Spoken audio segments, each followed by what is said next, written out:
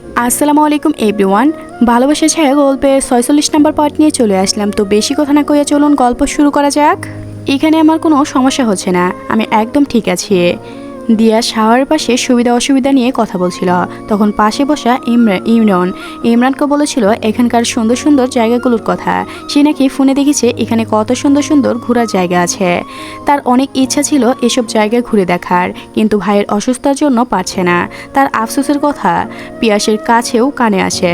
তাই সে দিয়ানকে বলে, দিয়ান একটা কাজ করতে পারবে? বলুন ভাইয়া।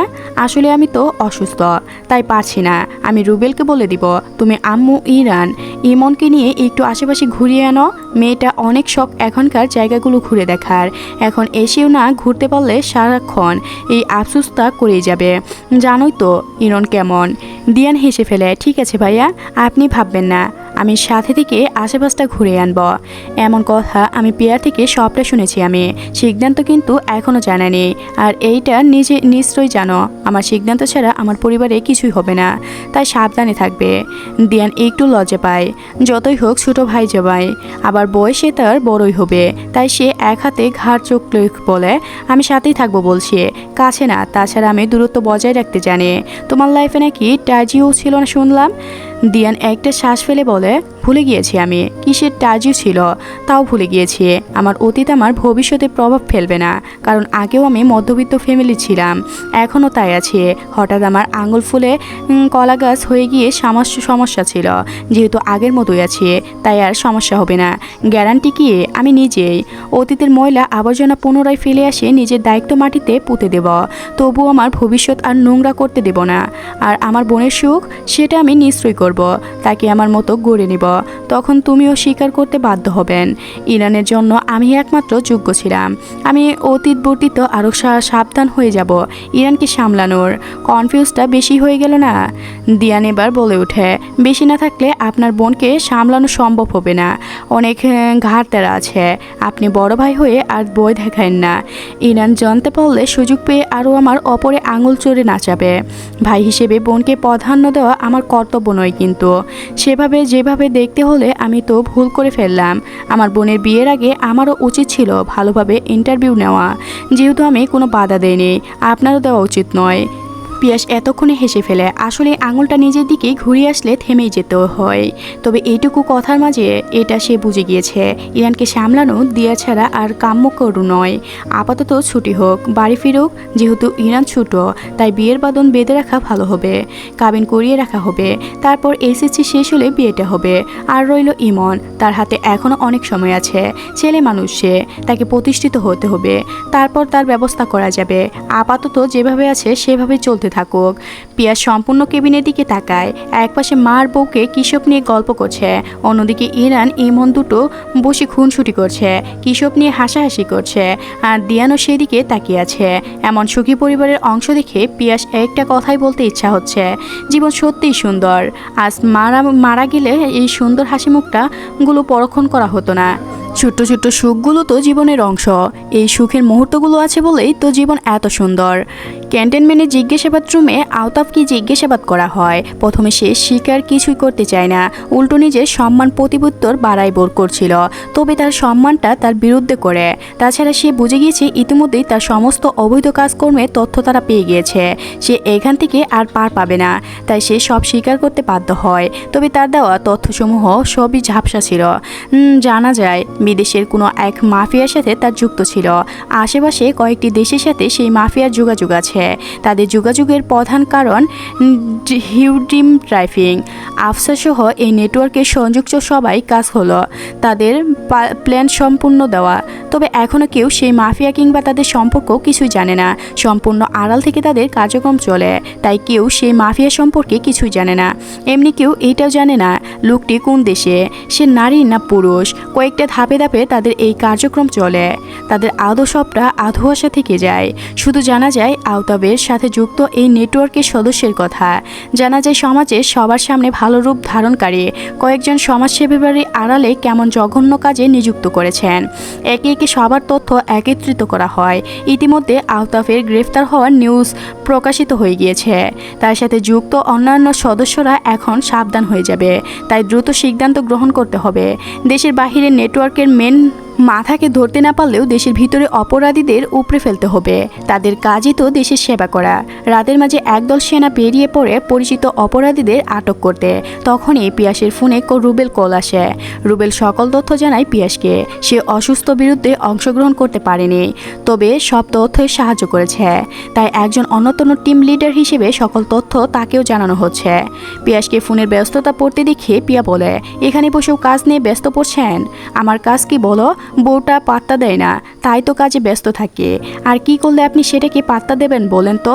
সারাক্ষণ সাথে বসে আছে, খাবার খাইয়ে দিচ্ছি, শরীর মুথে দিচ্ছি, টাইম টু টাইম ওষুধপত্র দিচ্ছি। আর কি চান আপনার? আদর চাই, সেটাও তো দিলাম। কখন মনে পড়ছে না তো? আবার দিয়ে মনে করিয়ে দাও। আপনি না অতিরিক্ত অসভ্য। হসপিটালে বেডে থেকেও আপনার অসভ্যতা আমি যায় না। অসভ্য পুরুষ। ঘুরতে যাওয়ার কথা শুনে ইরানের খুশি আর দেখে কে? ইরানকে খুশি হতে দেখে দিয়ান নিঃশব্দে হাসে। সুমাইয়া বেগমকে যেতে বললেও তিনি রাজি হন না, বরং সেই সময়টাই তিনি ঘরে রেস্ট করবেন। তাই বাধ্য হয়ে দুই ভাই বোনকে নিয়েই দিয়ানকে বের ধরতে হয়। সঙ্গে সঙ্গে দেয় রুবেল। কথায় কথায় জানা যায় গতরাতে অপারেশনে আরও দুজনকে ধরা সম্ভব হয়েছে। আওতাবের থেকে পাওয়া তথ্য ভালোই কাজ দিয়েছে। ইরানের সেসব কথা নিয়ে কোনো মাথা ব্যথা নেই। সে সবার আগে তৈরি হয়ে বসে আছে। ইমনের যাওয়ার কোনো ইচ্ছাই ছিল না, তবে বোনটাকে দুটো ছেলের সাথে একা পাঠাতেও মন সায় দেয় না। যতই বিয়ে ঠিক হোক, বিয়ে তো হয়ে যায়নি। তার ওপর রুবেলের বা কতটা বিশ্বাস, তাই অনিচ্ছা সত্ত্বেও তাকেও তৈরি হতে হয়। রুবেল একজন গার্ডের মতো তাদের বিভিন্ন জায়গায় পরিদর্শন করায়। যেহেতু এই শহরে তারা নতুন, তাই কিছু চেনা নেই তাদের। রুবেল ঘুরতে ঘুরতে তাদের জায়গাগুলোর নাম পরিচয় জানায়। ইমনের কিছুই ভালো লাগছিল না, অথচ ইরান ছিল অনেক খুশি। মেয়েটাকে শোবার কথা মনে করিয়ে আরও কষ্ট দিতে চায়নি সে, কিন্তু নিজের ভিতরটাও আর সায় দিচ্ছে না। মনে পড়ছে এখনকার তো কোনো জঙ্গলে সুভার লাশ পাওয়া গিয়েছিল। পরিচিত শনাক্তের পর সুভার দেহটাও আর তাদের দেখার সুযোগ হয়নি। লাশবাহী ফ্রিজ গাড়ি করে তাকে সরাসরি গ্রামে চলে গিয়েছিল। সেই দিনের পর থেকে সুভার পরিবারও কোনো খবর পাওয়া যায়নি। যায় বা কীভাবে? তারা কিংবা কলেজে কেউ আর যোগাযোগ করেনি। হয়তো ক্লাসের সবাই ভুলে গিয়েছে। যারা মনে রেখেছে তারাও হয়তো কিছুদিন পর মেয়েটাকে ভুলে যাবে, কারণ সে তো কোনো মহৎ ব্যক্তি ছিল না। সে মহৎ কোনো কাজ করে গিয়েছে। নিহাত সাধারণ একজন স্টুডেন্ট ছিল, তাই তো তাকে ভুলে যাওয়া এতটাই সহজ। অথচ ইমন নিজে এখনও ভুলতে পারছে না। মেয়েটা মৃত্যুর পরেও যেন মাথার ভিতরে ঝুঁকে বসে আছে, সরতে চাচ্ছে না। আজকে পিয়াসকে দেখতে হসপিটালে পিয়ার মামা মামি এসেছেন। এই দুদিনের সময় পাননি বলে আসতে পারেনি, কিন্তু পিয়ার সাথে ঠিক কথা বলে খোঁজখবর রেখেছেন। ওনাদের সাথে আগে সুমাইয়া বেগম সাক্ষাৎ হননি, তাই এই প্রথম দেখা সাক্ষাৎ হলো। বইয়ের মামা হিসেবে বেশ পরামর্শ দিলেন তিনি। পিয়া মিটমিট হেসে সবার সাথে কথা শুনতে থাকে। মূলত এভাবে অসুস্থর মাঝে হসপিটালে বেডে বসে থেকে পিয়াস মেজার কেমন যেন চৌড়া হয়ে গিয়েছে। তার মাঝে আবারও এত পরামর্শ শুনে মুখ গোমরা করে বসে আছেন। অসুস্থতা তো আর নিজে থেকে আনেনি, তাকে পরামর্শ দেওয়ার কি আছে? দেওয়া উচিত ছিল শত্রুপক্ষকে। আঘাত তো তারাই করেছিল। কয়েকটা জায়গা ঘুরে ইরানের রাতের খাবারটা খেয়ে বাসার উদ্দেশ্যে রওনা করে, সাথে করে মা আর হসপিটালে থাকা পিয়ার জন্য খাবার নিয়ে নিয়েছে। দিয়ান তাদের বাসায় নামিয়ে দিয়ে সোজা হসপিটালে চলে যাবে। সেনাবাহিনীর মাঝে ঢুকেই রুবেল তার কাজ চলে যায়, আর বাকিরা নিজেদের মতো বাসার দিকে এগায়। ইরান এতক্ষণে ক্লান্ত হয়ে পড়েছে। তার যত উৎফুল্ল নাচানাচি ছিল সব শেষ। এখন সে ভদ্রমেয়ের মতো ভাইয়ের হাত ধরে এগিয়ে যাচ্ছে, আর কত শত প্যাচাল পাচ্ছে। এমন কানে ইয়ারফোন গুঁজে রেখেছে, তাই ইরানের কথাগুলো তার কানে যাচ্ছে না। ইরান সেটা খেয়াল না করলেও দিয়ানের চোখ পড়েছে, তাই সে মিটমিটিয়ে হাসছিল। ইমনের সাড়া না পেয়ে ইরন মুখ গোমরা করে হাত ছেড়ে দেয়। এতে ইমন কোনো হেলদুল না দেখিয়ে সোজা এগিয়ে যেতে থাকে। দিয়ান পাশে এসে একটু গলা খাকে দিয়ে বলে, আমার একটা হাত ফ্রি আছে, কিন্তু চাইলে ধরতে পারো। আমার ঠেকা পড়েছে আপনার হাত ধরতে। তাছাড়া ভাইয়া জানতে পারলে বকবে। কেমনে বকবে? ফিউচার হাজব্যান্ড তোমার আমি, বর্তমান নত্য। যখন হবেন তখন দেখা যাবে। তার মানে তুমি সম্মতি দিচ্ছ বিয়েতে? আর সম্মতি না দিলেই বা কে? আমি জোর করে হলেও তোমায় নিজের করে নিতাম। ইস, লজ্জা করছে না ছাত্রীকে এসব বলতে? আমি না আপনার ছাত্রী হই। কিসের ছাত্রী? দুদিন পর বিয়ে করলেই বউ হয়ে যাবে।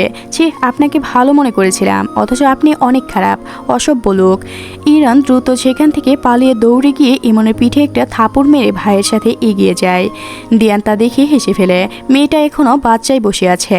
আচ্ছা, বিয়ের পরেও কি এমন বাচ্চামো করবে, নাকি নাকি একটু মেচুর হবে। দেখতে দেখতে 2 দিন পার হয়ে যায়। ডক্টরের পরামর্শে পিয়াসের ফিউচার ব্যান্স করা হয়। ডিসচার্জের খবর পেয়ে যেন পিয়াস খুব খুশি হয়ে যায়। এতদিন বাসায় একটু আরাম করে থাকতে পারবে। ডক্টরের পরামর্শ ওসব উল্টাপাল্টা খাবার খেয়ে মাথায় মানতে পারবে না। পিয়াসের খুশি মুখ দেখে পিয়া হেসে ফেলে। সব গুজগাজ করে ফেলে সে। সিএইচ থেকে গাড়ির সোজা পিয়াসকে বাসায় পৌঁছে দেওয়া হবে। একজন মেজর হিসেবে তাকে একটু আলাদাই সম্মান দেওয়া হবে। আর সেই গাড়িতে করে রুবেলের সাথে আসবে। পিয়াসের সাথে একই গাড়িতে পিয়াও থাকবে। আর দিয়ান বাকিদের নিয়ে আলাদায় চলে আসবে বলে সিদ্ধান্ত নেওয়া হয়। বাড়ি ফিরেই পিয়াস স্বস্তির নিঃশ্বাস ফেলে। রুবেলকে ইমনের সাথে ইমনের রুমে পাঠানো হয়েছে। সবাই সোজা বাসায় চলে আসে। খবর পেয়ে পিয়ার পরিবারও বাসায় চলে আসে। একে একে সবাই পিয়াসকে দেখে যায়। সবার শেষ কথা শেষ হলো। পিয়াসের দিকে পিয়া ডেকে বলে, দরজা আটকে দিয়ে আসো। কিসব পাগলের মতো কথা বলছেন? বাইরে কত মানুষ আছে, আর সেখানে আমি আপনার সাথে দরজা আটকে বসে থাকবো? হ্যাঁ থাকবো। আমার স্বস্তির ফিল হচ্ছে। কথার অবাধ্য হবে না পিয়া। পিয়া দরজা আটকে এসে আসতেই পিয়াস তাকে নিজের কাছে নিয়ে আসে। পিয়া বুকে জড়িয়ে ধরে বলে, এখন বড্ড শান্তি ফিল হচ্ছে। এতক্ষণ তো এত মানুষের ভিড়ে তোমাকে খুঁজেই পাচ্ছিলাম না। অসুস্থ হয়ে ঘরে পড়ে থেকেও আপনি আরও বেশি অসভ্য হয়ে পড়েছেন। পিয়াস অস্বীকার না করে বলে, বউ সারাক্ষণ সামনে সামনে ঘুরলে সব জামাই একটু অসভ্য হয়ে যায়। আমিও এর ব্যতিক্রম নয়। এভাবে দুষ্টুমি করতে করতে একসময় পিয়াসের বুকে ঘুমিয়ে যায়। তাকে আগলে রেখে পিয়াসও ঘুমিয়ে যায়। এই কয়েকদিনে ঠিকমতো ঘুম হয়নি কারো। পিয়াসের আঘাতগুলো এখন মোটামুটি ভালো হয়ে আসছে। নিয়মিত ড্রিচিং আর ওষুধ চলতে থাকলে শীঘ্রই ভালো হয়ে যাবে বলে আশা করা হচ্ছে। আজকের গল্পটি এ পর্যন্ত শেষ হয়ে গেল। পরবর্তী পার্টের জন্য অবশ্যই চ্যানেলটি সাবস্ক্রাইব করে রাখবেন। ধন্যবাদ সবাইকে, ভালো থাকবেন।